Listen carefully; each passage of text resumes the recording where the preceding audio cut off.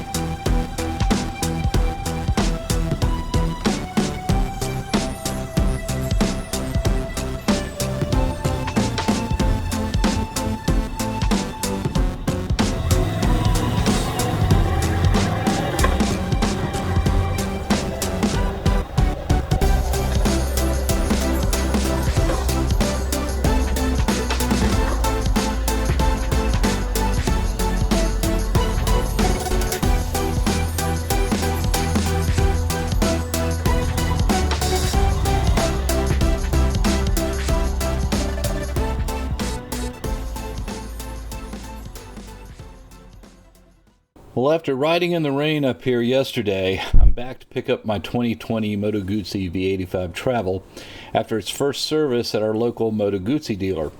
Now, the recommended service interval is around 900 mile mark for the first one, and my bike had close to 800 on it, but with long waits for service these days, I figured I'd go ahead and get it now while I could.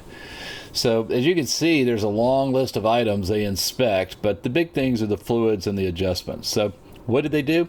Well, of course, they changed the oil in the oil filter, and for some reason I just noticed that the dealer put 10W50 oil in instead of the 10W60 that the manual recommends. From what I've read, that shouldn't be a big deal, but I do want to follow up and find out why, and I'll let you know what I found. And if you have any thoughts on it, drop it in the comments.